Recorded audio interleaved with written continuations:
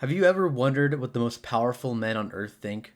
Have you ever just wanted to steal their journals, find out what they think on a day to day basis?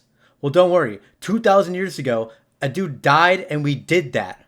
Enter Marcus Aurelius, the last of the five good Roman emperors. He was around during, 100 AD or so, 2,000 years ago. And as high and mighty as he seemed, he was just like us. You see, he had these books that he would write into himself, just like journals, essentially. When you're running an entire country, you got a lot of problems, so you got to write them down somewhere. So what he would do is he'd write these little pieces of advice for himself, or just write down his thoughts and his situations and come up with ways to address them or deal with them. And as thousands of years have passed, naturally we've had to translate these and move them to readable English, and today we call them meditations. Now, meditations, at least in the Gregory Hayes translation, has about 12 books in it, and these books have been collected over different periods of his life, mostly towards the end, and contain his own personal thoughts, as I mentioned prior, and usually have about 50 or so different quotes in them. It kind of varies number to number and book to book. Some are shorter than others, some are longer than others. You get the point. So what does this dude actually write to himself? This is the literal top of the chain. This is the Emperor of Rome. Well, it's not really a lot of specifics, actually. It's a lot of general statements, a lot of reminders of the philosophy that he's learned in his life. You see, back during this time period, if you had a formal education, a higher level education, that means you had access to a lot of different teachers. Primarily, at that time, a lot of them were focused on the Greeks. The Greeks were a huge inspiration. And so, as a result, Marcus Aurelius would read these Greek texts. He would learn about their philosophies, most notably Stoicism, and kind of incorporate these teachings into his life. Meditations actually tells a lot about Marcus's personality and his interests and who he is as a person.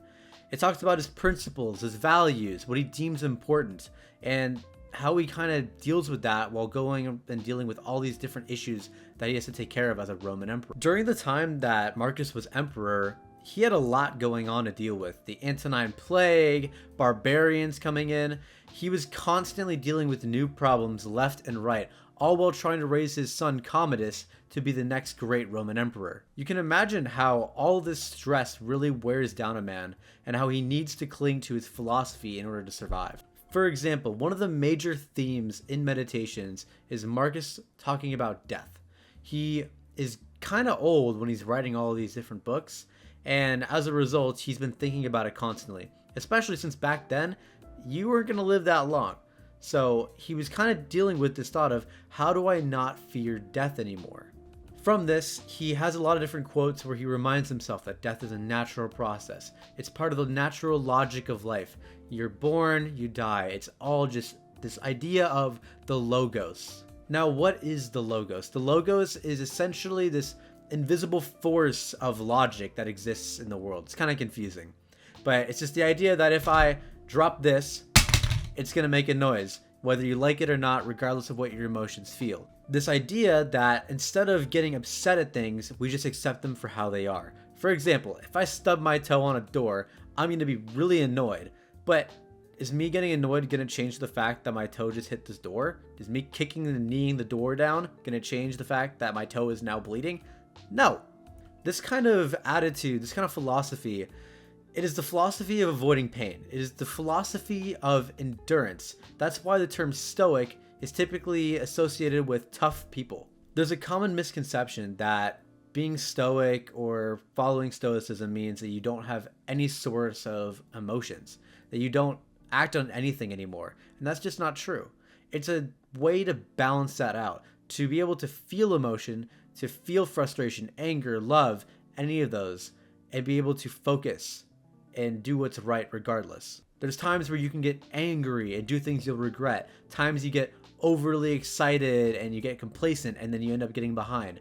Stuff like that is what Stoicism tries to control in order to live a more peaceful life. This was a really emotional man. In his writings to himself, he talked about things such as the politics of the Senate and how it just annoyed and bored him, but he just had to keep pushing through and concentrating. Things like dealing with people yelling at him and condemning him when he knows that he's trying his best and the other guy has life way easier than he does.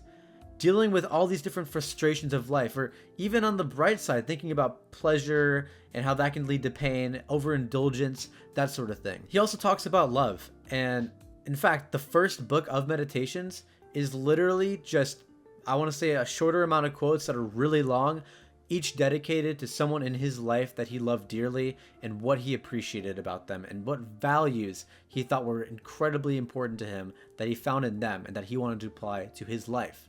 For example, Marcus Aurelius has a brother named Lucius Verus. We don't really know if this is true or not because it happened thousands of years ago, but supposedly he was kind of a degenerate. Lucius would spend his time at brothels, eating away, completely ignoring his duties as co-emperor alongside his brother. And his brother was definitely annoyed about it. Like, if you were Marcus and you had to deal with this goober, like, come on, man, I'm trying to help run the country here, like, help me out. And as frustrating as that is, he knew that criticizing, hating his brother, that would lead to nothing. That would lead to his own suffering rather than fixing his brother. So he looked instead at the qualities his brother did possess, and he had patience with him. Meditations is also kind of sad at times when you kind of take a step back and look at what Marcus had to sacrifice in order to be a good emperor. For example, he writes about how he could have been a great scientist, philosopher, or wrestler, but due to this position that he was in, this position of power, and the fact that he knew he had decent self-control over himself, he knew he could just give up emperor to some random person that could cause chaos. He knew that he had to be the one for the job, so he gave away his dreams. He focused only on being the best emperor he possibly could. And that's admirable. That takes extreme discipline and commitment. In summary, Meditations is a collection of quotes from a dying old man. A man who went through one of the hardest jobs you could possibly have, which is running the Roman Empire, and he pushed through it. There are so many lessons you can take away from this book, so I highly recommend, if you get the chance, to take a look at it and see how that might impact your life and maybe benefit you. It's genuinely kind of crazy to me how down to earth some of these quotes seem and how it feels like they can apply to any one of us. It's not like he's some high and mighty guy that we cannot relate to. He's just another man. And the dude was definitely not perfect either.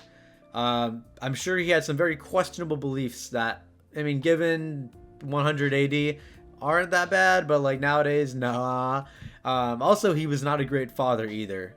His son was Commodus, which, if you've seen the original Gladiator movie, same dude. In real life, he has the exact same ending as well. So, yeah. Not the greatest dad. Anyways, so that is the glimpse into the diary of a Roman emperor. Hope this video was interesting. Hope you learned something, and have a good night.